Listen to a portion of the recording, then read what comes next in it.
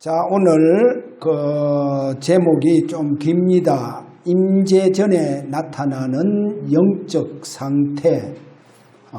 임재 전에 나타나는 영적 상태. 오늘 이 부분을 좀 우리가 잘 잡으시고 저와 여러분이 주님과의 임재의 축복이 풍성해지시기를 바랍니다. 예배하기 직전에 기도하면서 우리 주님께서 우리 주사랑교회 눈에 보이지 않게 함께 하신다. 그래, 임재하셔서 오늘도 우리와 함께 하신다 라고 하는 이 확신 있는 주님이 기도를 하게 하시더라고요. 그러니까 얼마나 평안한지 아주 평안한, 그럼 오늘 저와 여러분의 예배가 참 평안한 예배가 되시기를 그렇게 바랍니다. 자, 오늘 여기에 주님의 임재 이 직전에 나타나는 좀 이런 영적 상태를 좀 한번 잘 저와 여러분이 오늘 살피시기를 바랍니다. 분명히 주님의 임재에 저와 여러분이 주님의 임재를 기다리고 또 그렇게 예배하고 기도하고 그렇게 하지 않습니까? 그러면 그 임재 직전에 어떤 영적 상태가 일어나느냐 하면 두 가지입니다. 성령에 잡히느냐 아니면 악령에 잡히느냐, 흑암에 잡히느냐, 요 두 가지가 반드시 영적 상태로 나타나게 되어가 있다는 겁니다. 잘 생각해 보세요. 그래, 이 부분이 우리가 정확하게 잘 분별하지 못하면 한 예를 들어서 이 얘기를 합니다. 불교에서 하고 있는 복식 호흡을 이렇게 하면 어떤 현상이 일어나느냐, 이 빛 같은 빛이요, 밝은 빛이 그에게 이렇게 환영으로 임해 뿝니다.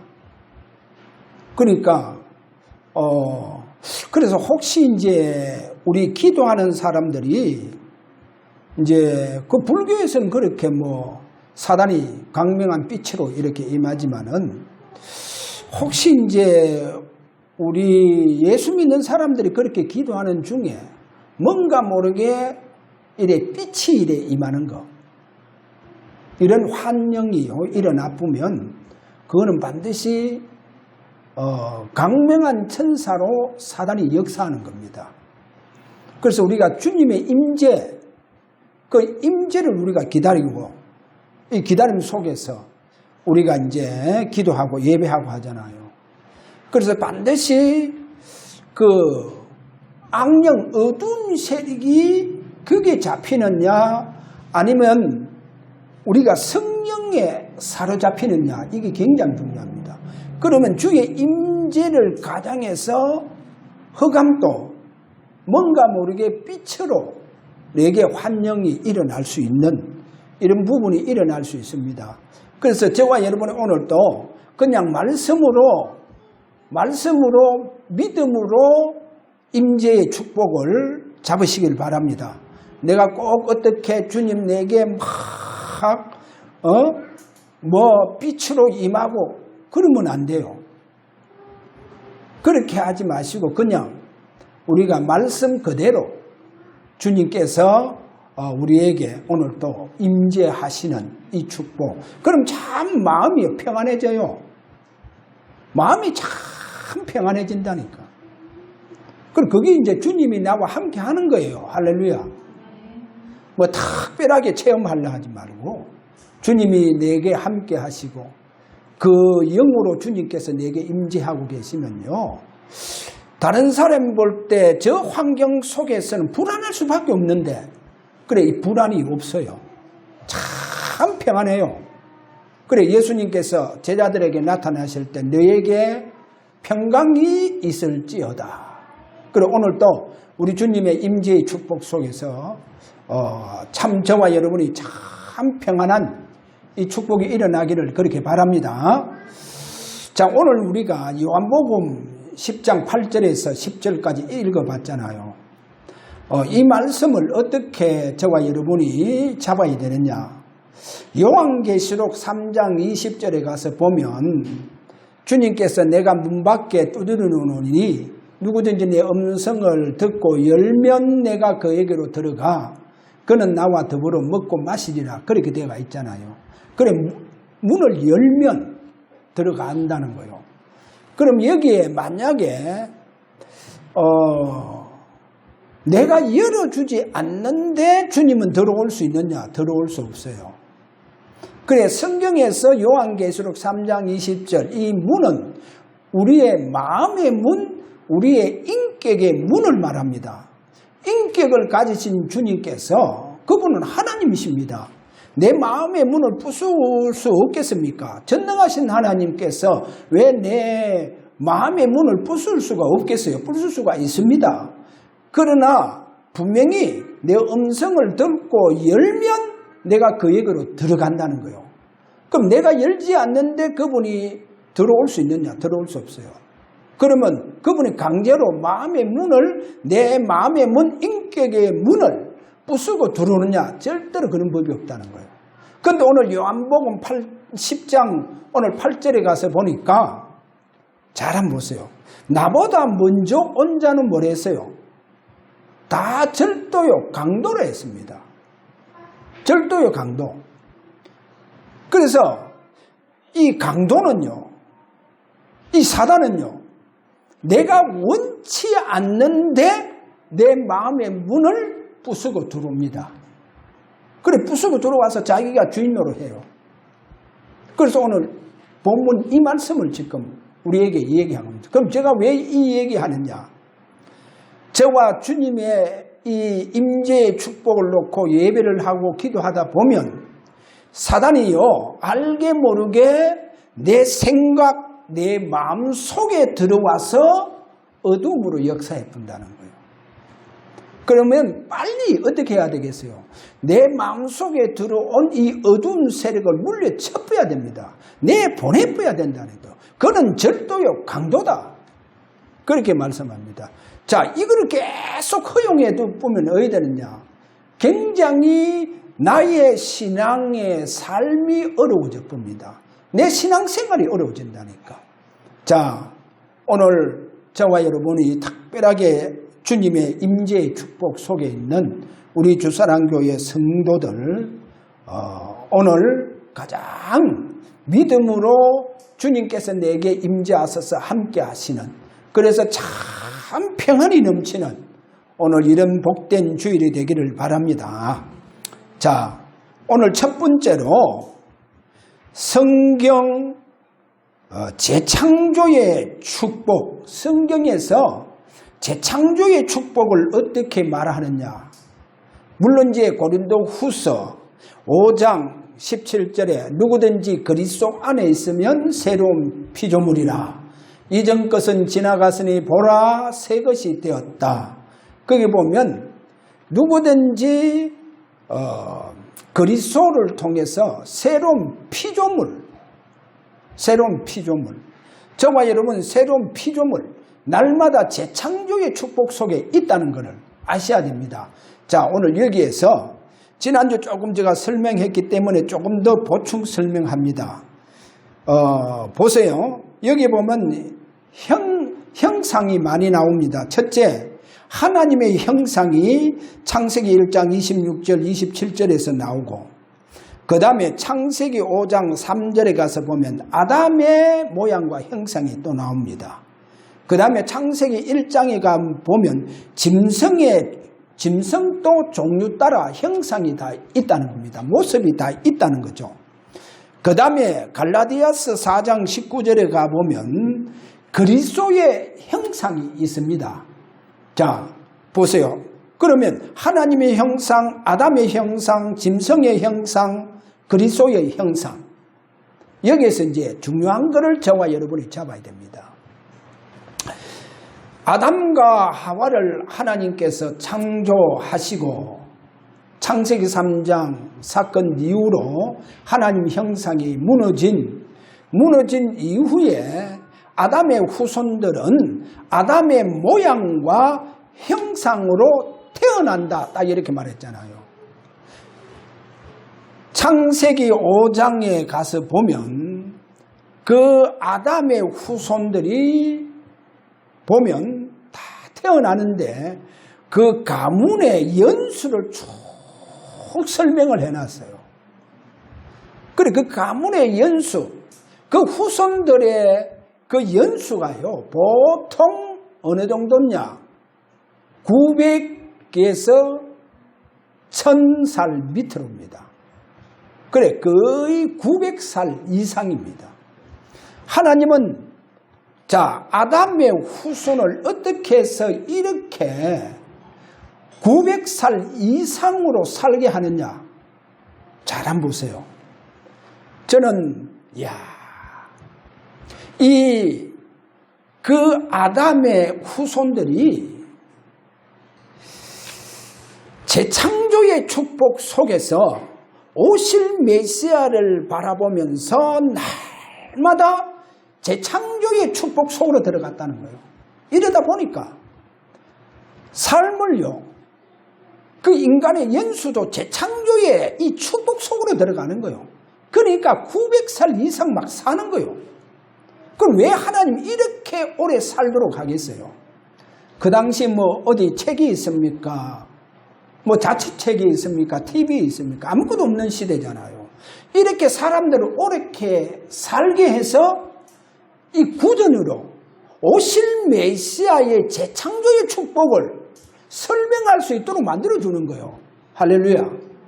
그래서 900살 이상, 이게 아담의 후손들입니다. 그래서 아담이 범죄하고 난 이후에 하나님 형상이 무너지잖아요. 자, 그 이후로 뭐라 했습니까? 아담의 후손들은 전부 다 아담의 모양과 형상으로 태어난다 했잖아요. 그럼 태어나는 거요. 이게 축복이라는 거. 왜 축복을 했어요? 재창조의 축복이 이들 속에 있다는 거예요. 그럼 어떻게 재창조의 축복 속에 있느냐? 바로 오늘 성경에 보니까 갈라디아서 4장 19절 그리스도의 형상 이래 나오잖아요. 그래, 그리스도의 형상이 곧 뭡니까? 하나님의 형상을 말합니다. 성경에 보면 고린도후서 4장 4절, 자, 하나님의 형상이 나오고 골로새서 1장 15절 하나님의 형상이 나옵니다. 자, 그래서 오늘 저와 여러분이 아셔야 됩니다. 그리스도는요,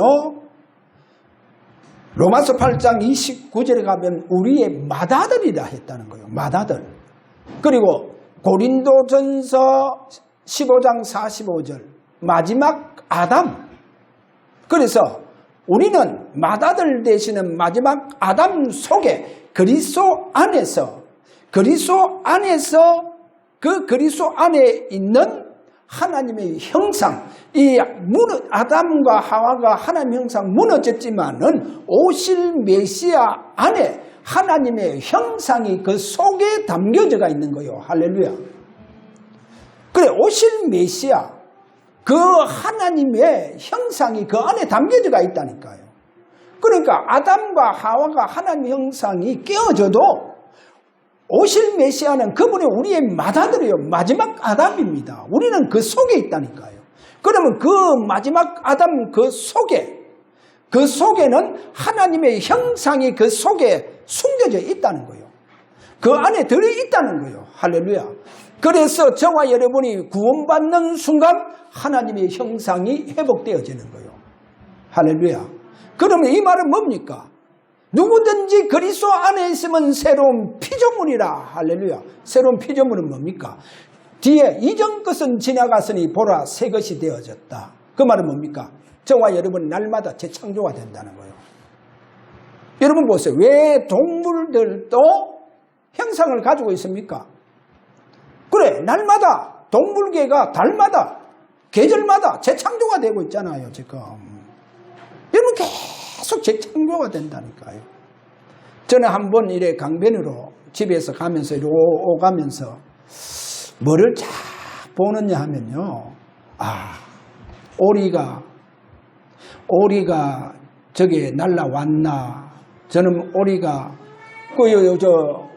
비가 안 오고 하니까 물이 마르잖아요. 물이 마르고 하니까 이게요, 오리를 누가 잡아먹냐? 고양이들이요. 이 고양이들이 오리를 잡아먹더라니까. 그 이제 물이 마르니까. 그래서 늘 관심 있게, 아이고, 오리 잡아먹혔냐? 오늘 왜 오지 않았지? 하면서 늘 보면 어떤 데 늘 와가 있어요. 그 오리가. 근데요, 놀라운 것은요, 저 밑에 내다보니까요, 오리가 새끼를 낳았어요.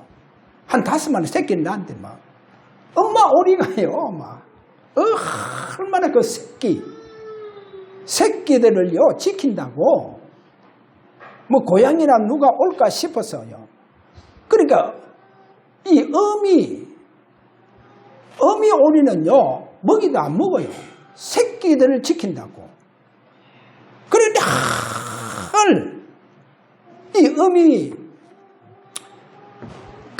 어미 오리가요, 털 사방으로 주위를 이렇게 망을 보고 있는 거예요. 야, 근데 제가 참 신기하다. 근데 그놈들이 얼마나 많이 컸는지, 오리들이요. 이제만 많이 컸더라고요. 그래, 이거를 보면서, 야, 하나님, 저렇게 자연계가, 동물계가 저렇게 재창조가 되어지고 있구나. 계절마다, 달마다 재창조가 됩니다. 저와 여러분 새로운 피조물입니다. 그리스도 안에서 날마다 하나님의 형상이 여러분 계속 재창조의 축복으로 온전히 하나님의 형상이 회복되어지기를 바랍니다. 그래 되어져야 저와 여러분이요, 성결되어집니다. 우리가 성화 속으로 들어간다니까요. 하나님 형상이 날마다 재창조의 축복 속으로 저와 여러분 들어가시기를 주의 이름으로 축원합니다. 그래서 재창조의 축복. 자, 이거를 오늘 보시고, 그 다음에 두 번째, 성천의 이 언약. 여러분, 성천의 언약. 여기 보면 두 가지 약속이 있습니다. 물론 공통점은, 이 두 가지 약속의 공통점은 기다림입니다. 이 기다림인데, 잘 한번 보세요. 그러면 먼저 첫 번째 사도행전 1장 3절. 사도행전 1장 3절. 여기에요, 그가 살아나심을 40일 동안 분명히 살아계심을 나타내사, 이렇게 되어가 있어요. 40일 동안 살아계심을 나타내사, 이렇게 되어가 있잖아요. 그럼 뭡니까? 40일 동안 제자들이 계속 찾아오시잖아요. 찾아오십니다. 여기에 무슨 비밀이 있느냐? 여기에 바로 이 앞으로 임재의 비밀이 있다는 거 아셔야 됩니다. 제자들에게 계속 찾아오시니까 이 제자들이요, 나중에 보면 임재의 비밀을 잡습니다. 자, 임재의 비밀, 요한복음 20장 11절에서 18절. 여기 보니까 주님 부활하셔서 이 부활하신 주님이 제일 먼저 누구에게 찾아갑니까? 막달라 마리아입니다. 여러분, 막달라 마리아가 어떤 여인입니까? 누가복음 8장 2절에 가서 보면 7 귀신 들렸던 자입니까? 7 귀신 들렸던 막달라 마리아를 주님이 다 치유해 줍니다. 완전히요, 정상적인 인간으로 하나님 새롭게 재창조해 주시죠.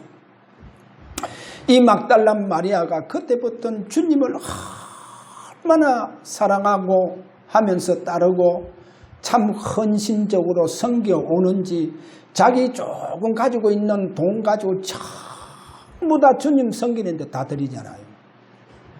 이 막달라 마리아가 얼마나 주님을 사랑하며 헌신하며 따르든지, 그래 주님이 죽고 그 무덤가에 홀로 남아서 울고 있을 때 주님 찾아오시잖아요.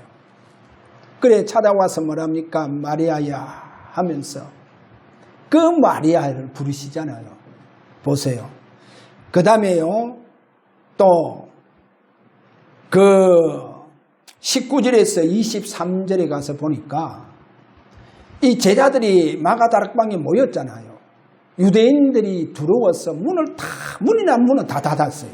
다 끌어 닫고 있는데 주님께서요, 그들 가운데에 다 임재하시는 거예요. 나타나시는 거예요. 그래, 너에게 평강이 있을지어다 하면 나타나는 거예요. 그러니까 제자들이요, 주님 보게 되었잖아요. 너희들 내 못자국과 내 창자국을 봐라 하면서. 그러니까 제자들에게요, 확인시켜 주는 거예요. 자신이 부활하신 주님, 그들에게 찾아오셨잖아요. 얼마나 기쁘고 얼마나 제자들이 좋은지.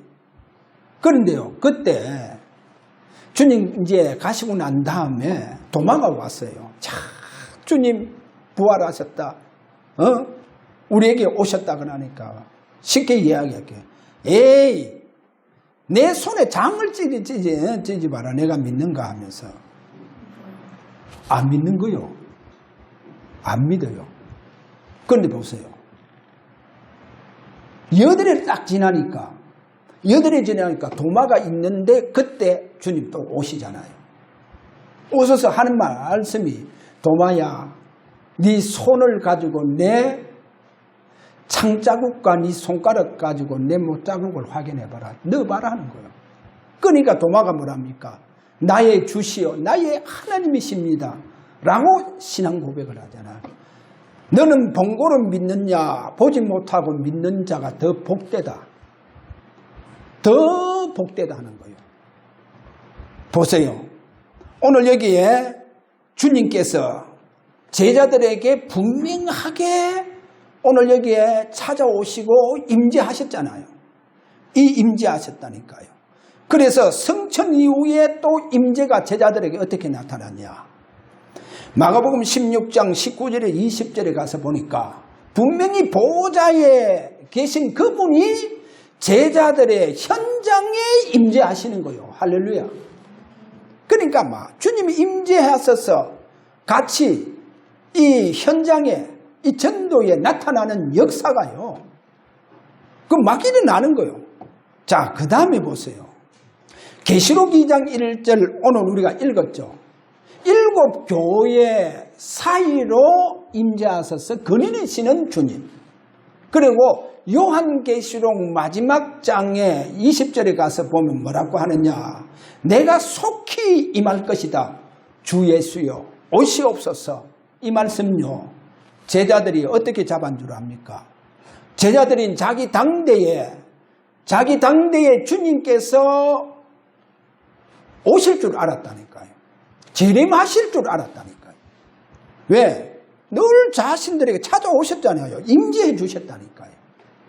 자, 오늘 이거를 보면서 그 다음에 성천 이후에 언약 2가지를 했죠. 두 번째 뭐냐? 사도행전 1장 4절에서 5절 그리고 8절. 여기는 뭡니까? 분명히 성천 직전에 주님께서 어떻게 약속하느냐. 요한은 물로 세례를 베풀었으나 너희는 맨날이 못되어서 성령 세례를 받을 것이다. 그래서 오직 성령이 너희에게 임하시면 너희가 권능을 받고 땅끝까지 정인된다는 거예요. 땅끝까지 정인된다는 거예요. 그래, 분명히 주님께서 요한은 물로 세례를 베풀었으나 너희는 맨날이 못되어서 뭐로? 성령으로 세례받는다는 거예요. 주님 이렇게 약속하시고 성전하셨잖아요. 그래, 10일 딱 지나니까 주님 약속하신 대로 마가다락방에 120명 모인 그들에게 성령 세례가 일어납니다.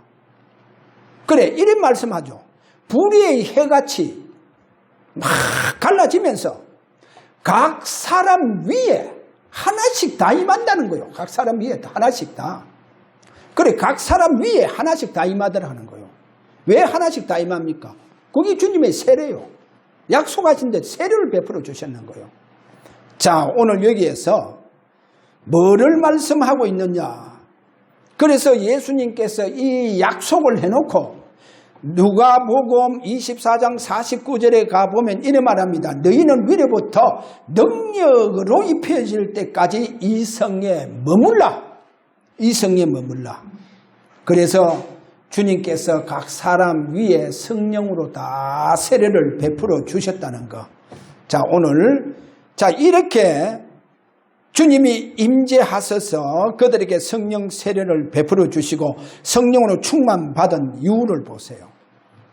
자, 그러면 오늘 여기에 틀린 임재, 잘못된 임재. 그래서 저는 불교에서 이 복식호흡하는 그 절의 스님들, 그래, 그 어떤 스님들은 그래, 환영 속에서 빛이 임한다는 거예요. 이 빛이 임하는 거. 그래서 저는요, 왜 그러냐. 이 주님의 이 임재가요, 이게 잘못된 임재를 이렇게 찾고 있는 바로 그 교단이 있습니다. 그게 이제 성경에 보면 나와 있어요. 그럼 먼저 우리가 초대교회의 임재의 증거를 보세요. 초대교회의 임재의 증거, 마가복음 16장 19절에 20절. 보좌에 계신 주님께서 임재하셔서 제자들 현장에 함께 하셔서 역사하잖아요. 전도 역사하잖아요. 그 다음에 사도행전 2장 41절에 보세요. 자, 각 사람 위에 하나씩 다 성령 세례 받고 난 이후에 베드로가요 한 번 외치려니까 3천 신자가 일어났다는 거예요. 보세요. 3천 신자가 일어났다는 거예요. 그리고 사도행전 4장 4절은요. 남자의 수만 해도 5천이 된다는 거예요. 그렇게 이렇게 막 성령 세례 이후에 일어나는 증거들 한번 보세요. 그 다음에 보세요. 사도행전 5장 17절에서 25절에 가서 보면 이 제사장들하고 사도구인들이 너무 제자들이요. 지금 이렇게 막 역사를 이룬 여기에 너무 시기해서 이 사도들을 다 잡아서 감옥에 집어넣었다는 거예요. 사도들을 다 잡아 감옥에 집어넣었는데 그날 밤에요. 주의 사자가 이 감옥에 주의 사자가 찾아왔겠는 거예요. 이 찾아와서 이 감옥에 있는 이 제자들을요, 사도들 전부 다 감옥에서 풀어푸는 거예요. 감옥에서 푸는데요, 성경에 보면 참 재밌는 건 뭐냐. 그러면 군사가 성문을 지키고 있잖아요. 이 감옥 문을 지키고 있다니까요. 감옥 문을 지키고 있는데 감옥 문이 열려고 그 다음에 이 사도들이 나가는 거, 이거 가는 거 다 감옥 문을 지키고 있는 군사가 봐야 되잖아요. 근데 참 희한하게 이 군사는 그대로 감옥 문을 지키고 있는데 나중에 사람들을 보내잖아요. 제사장들이 사람을 보내요. 왜 그러냐? 그래, 주의 사자가 이 사도들에게 밖에 나가서 성에 들어가서 그래서 성전에서 이 말씀을 증거해라는 거예요. 그러니까 막 이 사도들이 전부 다 어디에서요? 감옥에 나와서 성전에 들어가서 막 복음을 전하는 거 있죠. 막 그러니까 막 제사장들, 사도계인들이 기가 찼는 거예요. 전부 다 감옥에 전부 다 잡아 감옥에 집어넣었는데 저들이 왜 나와가 저렇게 성전에서 저렇게 복음 전하냐면서. 그렇게 빨리 사람들 보내서 감옥에 가봐라니까. 감옥에 가보니까 뭡니까? 그대로 지키고 있는데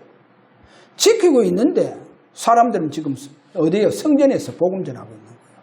이 놀라운 역사, 주의 사자가 나타났어. 놀라운 역사가 막 일어나는 거예요. 지금 한번 보세요.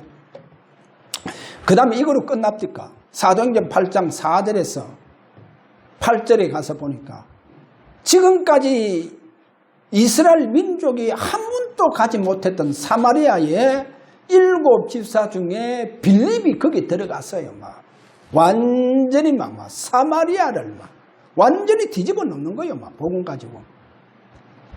자, 그리고 우리가 하나 더 보자고 하면 사도행전 12장 1절에서 25절. 이 헤롯이요, 이 유대인들 환심을 사기 위해서 베드로를 잡았잖아요. 베드로를 잡아서 감옥에 집어넣어가 이제 사형을 시키려고 하는 거예요. 그런데 보세요. 또 감옥에 누가 나타났습니까? 주의 사자가 나타나는 거예요. 그래, 주의 사자가 나타나서 베드로를 다 풀어부는 거예요. 베드로를 다 풀어붓다니까요. 그리고 교회가요, 베드로를 잡아서 죽이려고 하는 헤롯을 넣고 얼마나 기도를 해보는지 하나님은 주의 천사를 보내서요, 헤롯에게 충을 먹게 해가 죽이보는 거예요. 보세요. 이게 뭡니까? 초대 교회 주님의 함께 하시는 임재의 축복입니다. 이렇게 역사가 일어났잖아요. 그런데 여기서 잘못된 임재가 뭐냐? 오늘 우리가 알아야 됩니다. 오늘 우리가 계시록 2장 1절과 6절 15절에 가서 보면 니골라 당이 나옵니다. 이 니골라 당이요, 이들이 일어나는 배경이요, 잘못된 주님의 임재, 잘못된 주님의 임재, 틀린 임재 속으로 들어가 보는 거예요. 이 누가? 니골라 당들이요. 여러분, 니골라 당들을 아셔야 됩니다. 자, 이 니골라 당들이요, 자기들은 소수 선택받은 자들이다. 선택받은 자들이다. 주님께로부터 자신들은 소수 선택받은 자다. 그래서 주님께서 우리에게 나의 영혼 속에 임재하셔서 함께 하기 때문에 우리는 다 끝났다는 거예요. 다 해결됐다는 거예요. 누가? 니골라 당들이에요. 주님께서 우리를 소수를 선택해서 지금 우리와 함께 하시고 그 주님께서 우리 영혼 속에 함께 하시기 때문에 우리는 그 주님으로 말미암아 우리는 의인이 되어졌고, 우리는 주님이 나와 함께하는 그 주님을 우리는 구원을 받았기 때문에 어떠한 육신적인 행위에서는 다 끝났다는 거예요. 육신적인 행위에 다 끝났다는 거예요. 그러니까 그들은 육신적인 어떠한 죄, 음란이라든 이거는 우리 영혼에 영향을 미치지 않는다는 거예요. 이게 누구냐? 니골라 당들입니다. 여러분, 니골라 당들을 잘 아셔야 됩니다. 우리가 영지주의자들과 똑같이 일맥상통해요. 영지주의자들도 자기들 그렇게 얘기합니다. 우리 인간은 육적인 인간이 있고 정신적인 인간이 있고 그 다음에 영적인 존재가 있다. 그리고 자기들은 소수 선택받은 우리는 영적인 존재다. 영적인 존재. 우리는 거듭나는 순간 우리는 완전히 의인이 되어졌다. 그래서 육신의 그 어떠한 죄는 우리의 영혼에 미치지 않는다. 영혼에 미치지 않는다는 거예요. 그래가요, 예배소 교회에 보세요. 얼마나 예배소 교회 아담이, 그 예배소에는 뭐가 있습니까? 신상이. 아담이, 여신이 있잖아요. 그러니까 막 그 예배소는요, 너무나도 음란이 부패하게 썩어 빠져버리는 거예요. 그래 썩어 빠져버립니다. 그게 니골라 당들. 그래서 그들의 일탈된 삶, 얼마나 그들이 부패한 삶을 사는지. 그래, 육체적 음란의 행위는 영적인 구원에 영향을 미치지 않는다. 그래 말하잖아요. 자, 그렇게 이들이요, 그만큼 그들이 구원받았다고 하면서 그들이 육신적인 어떠한 죄는 우리의 영과 관련이 없다는 거요. 죄를 지어도 죄가 되지 아니한다고 그렇게 가르치는 자들이 누구냐? 니골라 당들입니다. 그래서 육신이 그 어떠한 죄를 범하더라도 영혼과는 무관하다. 더 이상 죄가 아니다. 이렇게 니골라 당과 영지주의자들이 이런 사상에 빠져버는 거예요. 그래 이렇게 잘못된 그 임재, 틀린 임재로 말미암아 이렇게 니골라 당들이 일어났다는 거 성경에 알아야 됩니다. 그래서요 오늘 저와 여러분이요 오늘 확실하게 잡아야 됩니다. 저는 지금 한국 교계의 큰 교회 이 목회자들의 그 일탈된 삶, 그 가족들 보니까 제가 어느 지역 어디에 백화점도 내가 얘기하고 싫습니다. 거기에 주로 누가 거기에 오느냐? 영화 배우들 그리고 회장의 자녀들 그 가족들이 와가요 1,000만에서 1억 정도 그렇게 사는 VIP 고객들 거기에 목회자의 그 자녀들 그 가족들도 VIP 리스트에 다 올라가 있는 거예요. 거기 어느 교회 자매님이 거기에 근무하는데 그러니까 알잖아요. 어이구 자기 교회 목사님 그 가족 사모님과 딸하고 며느리가 왔는 거예요.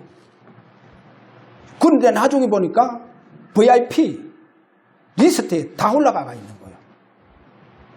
자, 그거를 보면서요. 그러니까 우리가 오늘 아셔야 됩니다. 주님은 이리 말합니다. 니골라 당 행위를 내가 미워한다. 그리 되어가 있다니까. 그 일탈된 생활과 그 지도자의 그 부도한 삶 그러면 거기에 따르는 목사들 다 미워해야 되는데 전부 다 옹호하고 다 따라가요. 옹호하고 따라가고 있다니까. 참 저는 이거를 보면서 다들 썩어 빠졌구나. 이거는 영적으로 완전히 가라지를 다 뿌려놨구나. 주님은 오늘 분명히 니골라 당을 미워한다 했다니까요. 니골라 당을 미워한다 했는데 전부 다 옹호하고 다 따라가고 있다니까.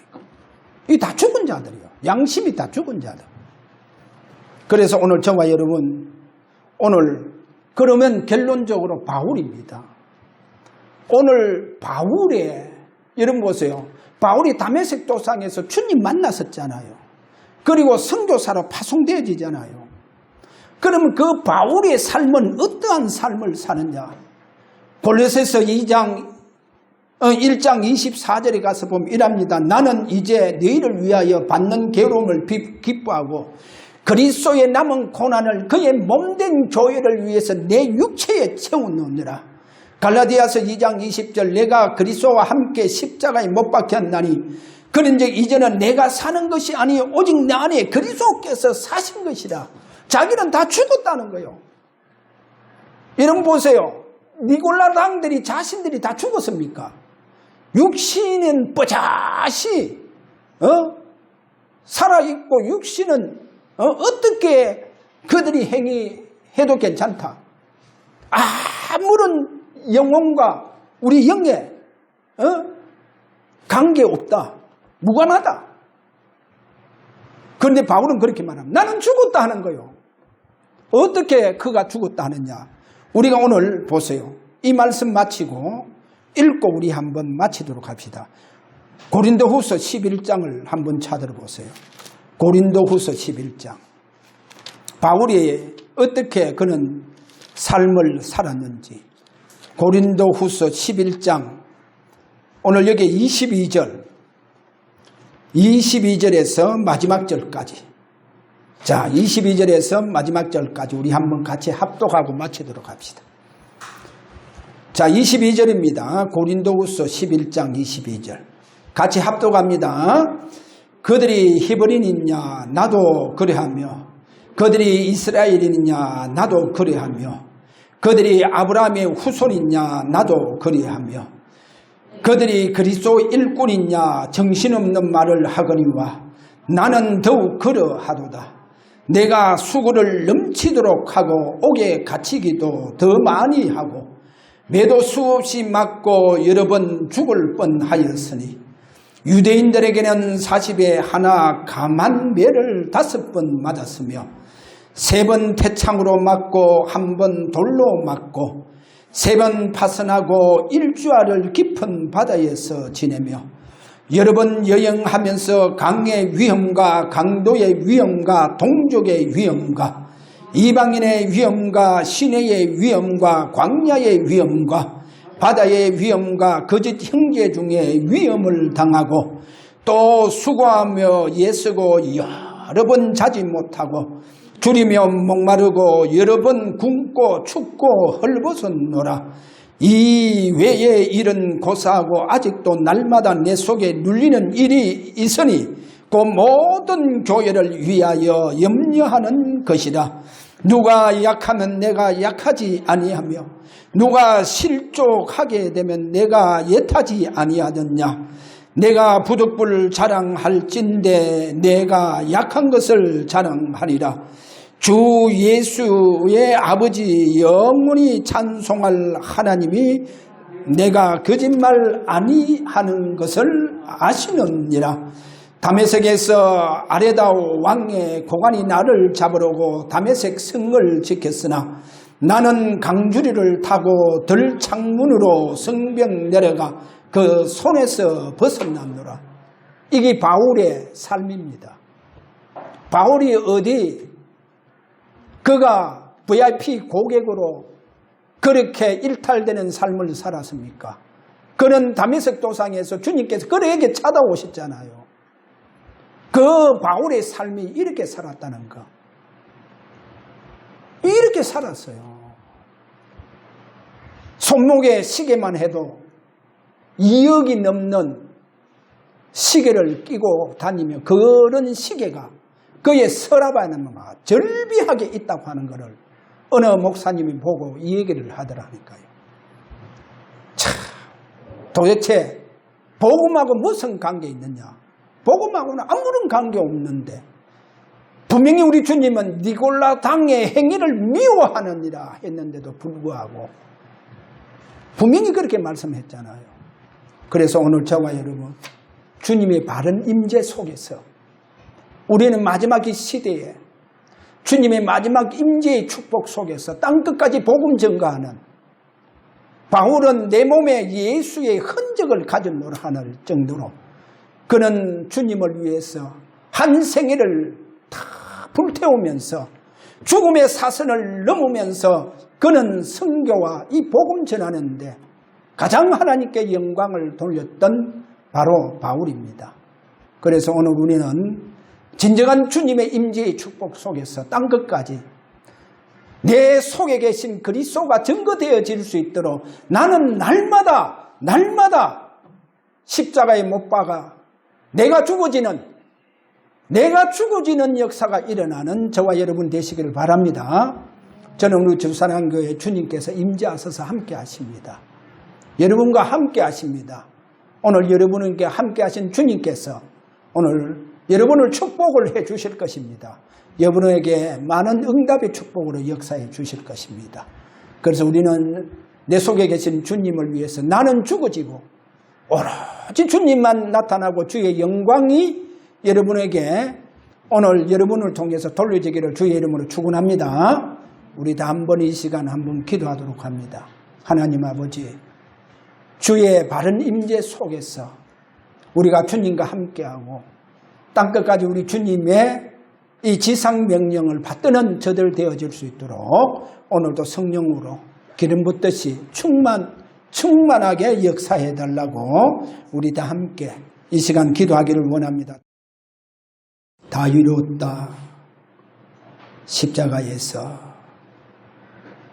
성경 기록된 모든 말씀을 다 이루신 우리 주 예수 그리스도의 은혜와 우리 아버지의 우리를 향하신 그 크신 사랑하심과 성령의 감화감동 충만한 역사가 오늘도 우리의 주님의 삶을 대신 살고자 하는 우리 주사랑교회와 우리 모든 성도들 머리 위에 지금으로부터 영원토록 항상 계실지어다.